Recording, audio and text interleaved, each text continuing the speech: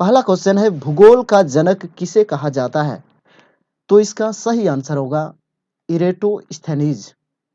अगला प्रश्न है, भूगोल के लिए ज्योग्राफिक शब्द का प्रयोग सर्वप्रथम किसने किया? तो इसका सही आंसर होगा इरेटोस्थेनीज। अगला प्रश्न है, मानव भूगोल का पिता निम्नलिखित में किसे कहा जाता है? तो इसका सही आंसर होगा कार्ल रीटर।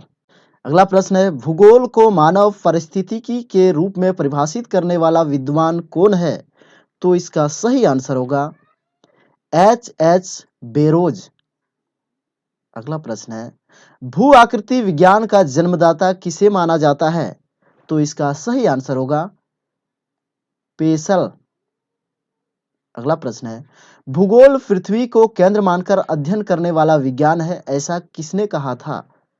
तो इसका सही आंसर होगा वारेनियस। सौरमंडल के बारे में विश्व के समक्ष जानकारी प्रस्तुत करने का श्रेय किस विद्वान को है? तो इसका सही आंसर होगा कोपरनिकस। अगला प्रश्न है, सूर्य के चारों ओर घूमने वाला खगोलीय पिंड क्या कहलाते हैं? तो इसका सही आंसर होगा ग्रह। अगला प्रश्न है, भूगोल भूतल का अध्ययन है, ऐसा किसने कहा था? तो इसका सही आंसर होगा कांट। अगला प्रश्न है, सौरमंडल में कुल कितने ग्रह हैं? तो इसका सही आंसर होगा 8। अगला प्रश्न है, डेल्टा का नामकरण कर्ता किसे माना जाता है? तो इसका सही आंसर होगा हेरोडोटस। अगला प्रश्न है, सदाबहार वर्षा वन कहाँ पाए जाते हैं? तो इसका सही आंसर होगा ब्राजील। अगला प्रश्न है, सवाना घास का मैदान कहाँ है? तो इसका सही आंसर होगा अफ्रीका में। अगला प्रश्न है, सामान्यतया डेल्टा की आकृति किस प्रकार की होती है? तो सही आंसर होगा त्रिभुजाकार। अगला प्रश्न है, कौन सी नदी पंजाकार डेल्टा का सुंदर उदाहरण प्रस्तुत करता है? तो इसका सही आंसर होगा मिसिसिपी। अगला प्रश्न है, निम्नलिखित में से किस नदी का डेल्टा चिड़िया के पर जैसा है? तो इसका सही आंसर होगा मिसिसिपी। अगला प्रश्न है, गंगा नदी का डेल्टा किस प्रकार का है?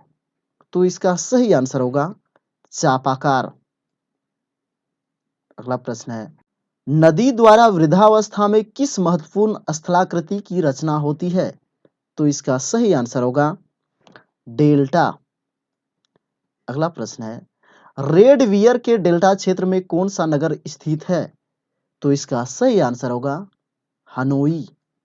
अगला प्रश्न है, आइसोहेल रेखाओं द्वारा क्या प्रदर्शित किया जाता है? तो इसका सही आंसर होगा समान धूप।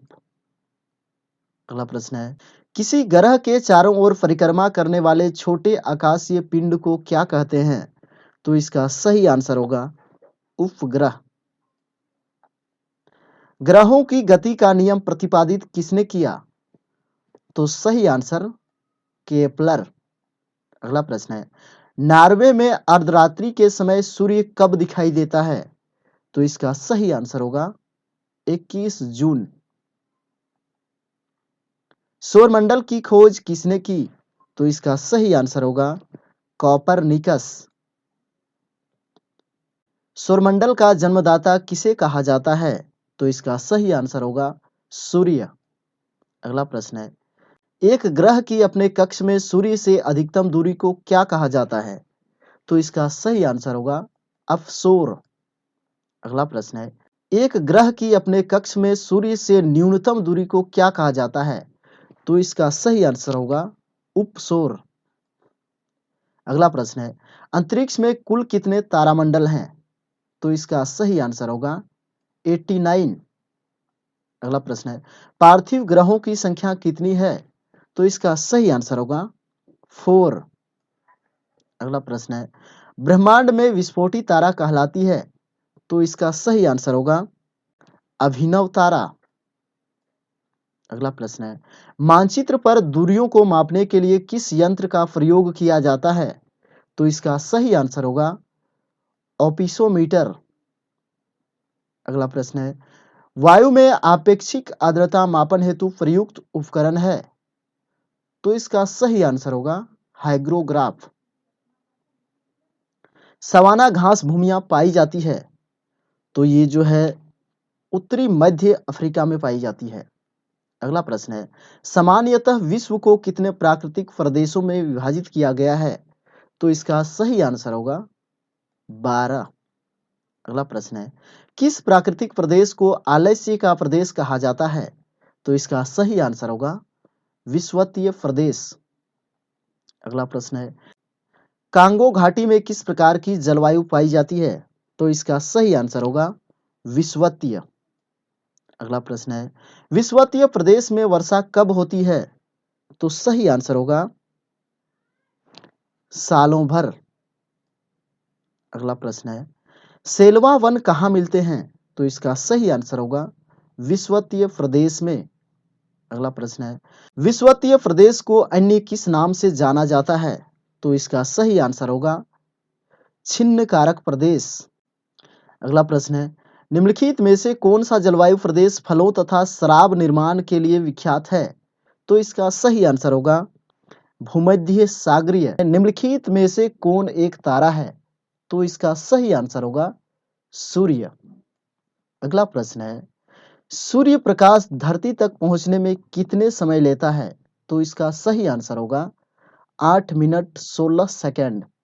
अगला प्रश्न है, सूर्य के सबसे दूर कौन सा ग्रह है? तो इसका सही आंसर होगा वरुण।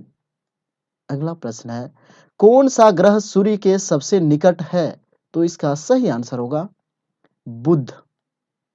अगला प्रश्न है, किस ग्रह में चंद्रमा की तरह कलाएं होती है? तो इसका सही आंसर होगा बुध। अगला प्रश्न है, बुध सूर्य का एक चक्कर लगाने में कितना समय लेता है? तो इसका सही आंसर होगा 88 दिन। अगला प्रश्न है, सौरमंडल का अत्यधिक तीव्र ग्रह कौन है? तो इसका सही आंसर होगा बुध। अगला प्रश्न है, निम्नलिखित में से किस ग्रह को पृथ्वी की बहन कहा जाता है? तो इसका सही आंसर होगा शुक्र। अगला प्रश्न है, दो ग्रह जिनके उपग्रह नहीं हैं, कौन कौन है? तो इसका सही आंसर होगा शुक्र और बुध। अगला प्रश्न है, किस ग्रह को शाम का तारा कहा जाता है? तो इसका सही आंसर होगा शुक्र। अगला प्रश्न है, निम्नलिखित में से कौन सा एक जलडमरू अंतरराष्ट्रीय तिथि रेखा के सर्वाधिक निकट है? तो इसका सही आंसर होगा बेरिंग जलडमरू मध्य। अगला प्रश्न है, विश्व की सबसे बड़ी प्रवाल भित्ति निम्नलिखित देशों में से किस एक के तट के निकट पाई जाती है? तो इसका सही आंसर होगा ऑस्ट्रेलिया। अगला प्रश्न है, निम्नलिखित में से किस नदी को तेल नदी के नाम से जाना जाता है? तो इसका सही आंसर होगा नाइजर। अगला प्रश्न है, निम्नलिखित में से किस नदी को कोयला ढोने वाली नदी कहा जाता है? तो इसका सही आंसर होगा राइन। अगला प्रश्न है, रूस की सर्वाधिक महत्वपूर्ण नदी है, तो इसका सही आंसर होगा वोल्गा। अगला प्रश्न है, विश्व की अफवाह क्षेत्र की दृष्टि से सबसे बड़ी नदी है, तो इसका सही आंसर होगा अमेजन। निम्नलिखित नदियों में से कौन सी सबसे लंबी नदी है? तो इसका सही आंसर होगा अमेजन। दक्षिण अमेरिका की सबसे बड़ी नदी है, तो इसका सही आंसर होगा अमेजन। अगला प्रश्न है, यूरोप की कौन सी नदी कोयला नदी के नाम से जानी जाती है? तो इसका सही आंसर होगा राइन। अगला प्रश्न है, निम्नलिखित में से कौन सी नदी भ्रंश घाटी से होकर बहती है? तो इसका सही आंसर होगा वोल्गा। अगला प्रश्न है, यूरोपवासी किस ग्रह की पूजा देवी के रूप में करते थे? तो इसका सही आंसर होगा शुक्र। पृथ्वी की उपसौर स्थिति किस महीने में होती है? तो इसका सही आंसर होगा जनवरी। अगला प्रश्न है, पृथ्वी की सबसे ऊपरी परत के लिए सर्वप्रथम सियाल शब्द का प्रयोग किसने किया? तो इसका सही आंसर होगा स्वेस। अगला प्रश्न है, पृथ्वी के किस भाग में निकेल और लोहा की प्रधानता है? तो इसका सही आंसर होगा नीफे। पृथ्वी की आंतरिक संरचना के संबंध में महत्वपूर्ण जानकारी का स्रोत क्या है? तो इसका सही आंसर होगा भूकंप विज्ञान। अगला प्रश्न है, पृथ्वी के कुल द्रव्यमान का लगभग कितना प्रतिशत मेंटल में पाया जाता है? तो इसका सही आंसर होगा 68%। अगला प्रश्न है, स्थल मंडल का विस्तार कितने किलोमीटर की गहराई तक है? तो इसका सही आंसर होगा 100 किलोमीटर। अगला प्रश्न है, पृथ्वी के भूपर्पट्टी में कौन सा तत्व प्रचुर मात्रा में पाया जाता है? तो इसका सही आंसर होगा एल्यूमीनियम। अगला प्रश्न है, पृथ्वी के धरातल में कितने प्रतिशत भाग पर महाद्वीपों का विस्तार पाया जाता है? तो इसका सही आंसर होगा 29.2%। अगला प्रश्न है, पृथ्वी ग्रह की संरचना में फ्लावर के नीचे क्रॉड निम्नलिखित में से किस एक से बना है? तो इसका सही आंसर होगा लोहा। अगला प्रश्न है, पृथ्वी की 3 सकेंद्रीय परतों में से ऊपर से दूसरी परत का नाम क्या है? तो इसका सही आंसर होगा सीमा।